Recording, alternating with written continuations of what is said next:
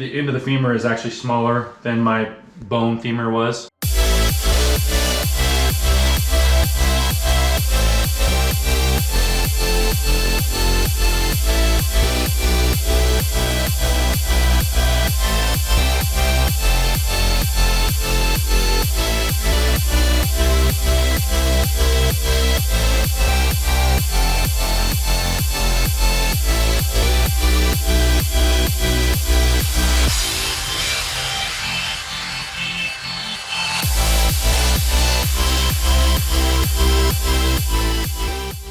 Alright, so this is the first vlog that is purely dedicated to getting my knee fixed and the recovery process. So I do have some updates that I'm going to share in this video, and I'm also going to try to give you a pretty good idea of what's going on. I did that a little bit in my last video, which was my last trip to the lake, but I plan on giving you some visuals of my good leg and my metal leg, and just kind of give you an idea of what it looks like and what's probably going to happen in the surgery. And I'll also talk about the recovery process a little bit, but obviously some of that's just going to depend on how my body reacts. So I'll start off by providing an update on where things sit with getting into surgery and starting that recovery process. So I was able to connect with my doctor, the doctor that originally put in my metal knee, my distal femoral hinge knee replacement, as part of my cancer treatment when I was 14 back in 1997. Again, I did make a video that talks more about my cancer and what happened back then, and I'll put a link to that video right here. But I was able to connect with that same doctor 25 years later. Luckily, he is still doing surgeries, and he is still located in the Seattle area. He's actually a doctor working with Proliance Orthopedics, and he remembers me, and I was able to send him some pictures of my x-rays. I am going to be bringing my actual x-rays with me to an appointment, but he did take a look at my x-rays that I just sent pictures of them, and he was able to pretty well identify what needs to happen, and kind of get an idea on the condition of the replacement. Basically, he recognized that the bottom piece of the hinge has sheared off the base plate that attaches to the rod that goes into the tibia, and basically that part needs to be replaced. So that part needs to be replaced along with the pin that holds the hinge together. And in that scenario, as long as that's all that needs to be done, I should be able to put full weight on my leg or knee directly after surgery. So I'll mostly be just healing up from being cut open. I had something similar to this done in 2003 where they just replaced the pin because I had wore out and busted the pin. And I had to stay in the hospital for 5 days. And that was just so that just until I stopped building up fluid around the joint. But I was 21 at the time, so it may be different because I just turned 40. If it goes similar to the last time I had this done in 2003, then I'll probably be walking without any assistance somewhere around 3 weeks to a month after surgery. And what I'm referring to is like without crutches or a cane or something like that. I'm on crutches now. I'm not supposed to put any weight on it right now because basically my femur is completely detached from my tibia, other than some muscle and tendons. It would be similar to a regular knee having the ACL and PCL totally disconnected, but it's just metal parts. Luckily, I'm not in hardly any pain. It's mostly just the fact that it's hard to get comfortable. It's hard to sleep because if I put it in certain positions, because there's only really a couple of positions that I can put it in without it kind of feeling really uncomfortable or causing a little bit of pain. And for the most part, it's just making it to where I can't do much. I'm on crutches. It's hard for me to do much for my 3.5-year-old. So my wife is kind of doing triple duty. She's taking care of me, taking care of our 3.5-year-old, and she's doing the things that I would normally do around the house as well. So to be more specific, I am filming this video on the 19th of April, and I'm going to be leaving on Thursday to drive to Seattle because luckily my wife just got a hybrid and we're going to be able to save a lot of money that way.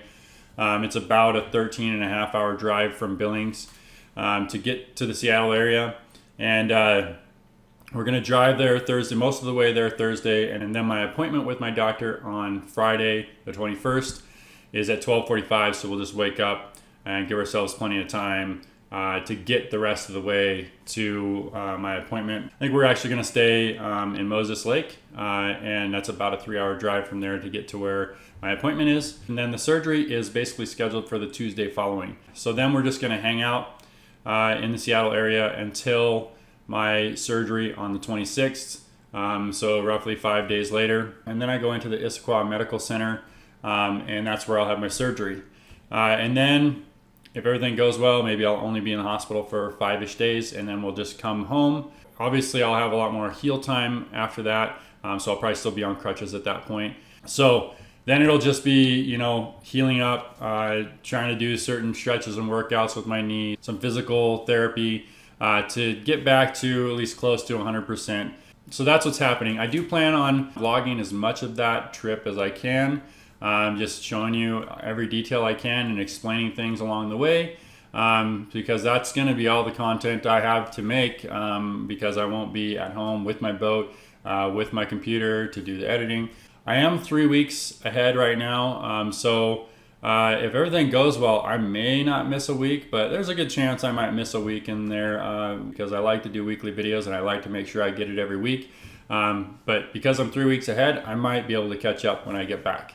So now what I'll do is I'm going to show you my legs. I do have some shorts on, so I'll be able to show you basically the affected area and my scar, and show you what it looks like compared to my good knee, and kind of give you an idea of what they're going to be doing based on what happened when I had a surgery back in 2003, because it should be pretty similar.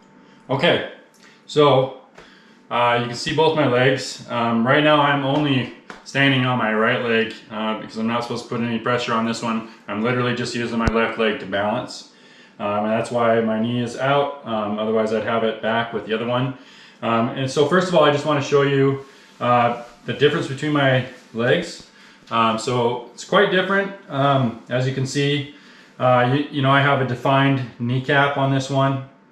You can also kind of see where the muscle comes in there. You can see the tendons, some in there. I can actually see the edge of a bone right there. Same with over here is kind of the edge of a bone. This one's totally different. So I do still have my bone kneecap, my original kneecap, but it's kind of off to the side a little bit. Just sitting over here. It's just kind of how it worked and how to mold it to my metal knee replacement. You can actually see that if you take like right here, you compare it to here, it's skinnier, and that's because the metal knee replacement, the end of the femur is actually smaller than my bone femur was. You can still see the top of the tibia here and really the top of the base plate. But yeah, it looks totally different, and you can see that I've got quite a bit more muscle in this leg. Not as much muscle in this one because they did have to cut a lot of muscle out when they put the original replacement in. So the size of my legs has been different ever since I got my knee replacement. Another thing is you can see that I have a scar from right here all the way to there, and that's what they had to do. That's the original cut for the original replacement, because that goes just beyond where the rods went into the bone. So there's a rod that goes into my tibia down here, and then there's another rod that goes into my femur right about there to here. So they just got it to where they can get to the bone and shove those rods in. But the last time that I had surgery, they only cut, and you can kind of tell, I can actually see the second cut if you look closely. I'm not sure if the camera can pick it up, but they only cut from about here, I think, down to the same spot here. Might have even been shorter, because they only had to replace some parts right in here. And that's pretty similar to how it should be this time, because the part they need to replace is just right in here. And I don't know if you just saw that, my knee just kind of shifted, but it actually dips right here a little bit, and that's part of the problem. And I don't know if you can see me moving my lower leg. I can move it around. So that's the issue. It's totally disconnected. Normally this is a pretty flat transition from here to here, but it kind of dips in.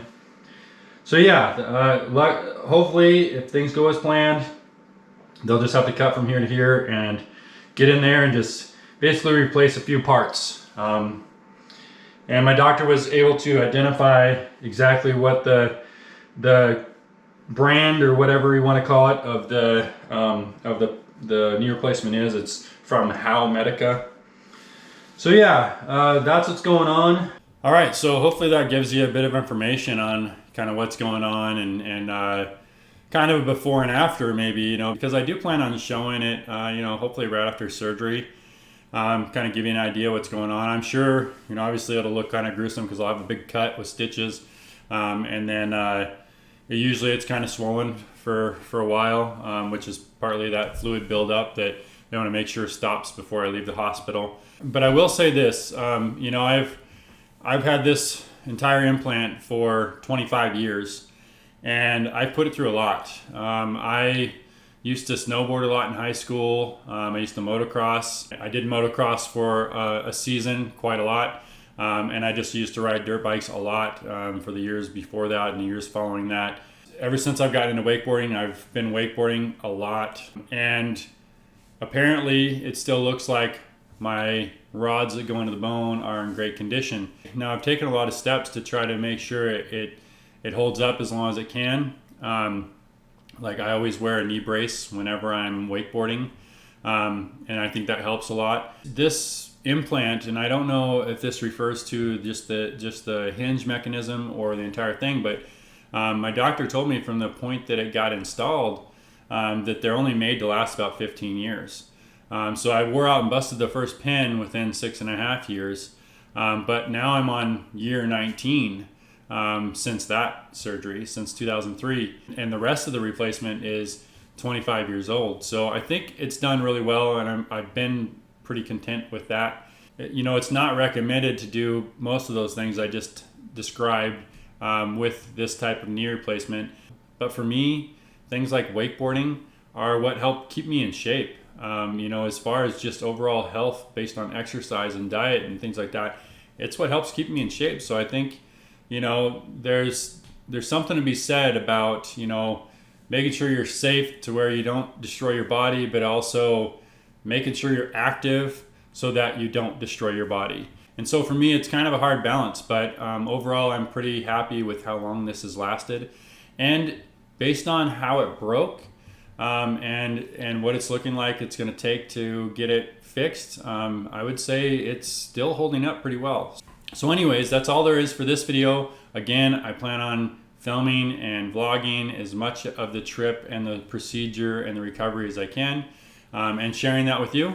And I'll start that trip in 2 days. So thank you for watching. If you enjoyed this video, please give it a thumbs up. And if you have any thoughts on this video or ideas for future videos, please leave it in the comments below. And if you're new to the channel, please subscribe and click on that notifications bell so you can be notified of my future videos. I'll see you next week.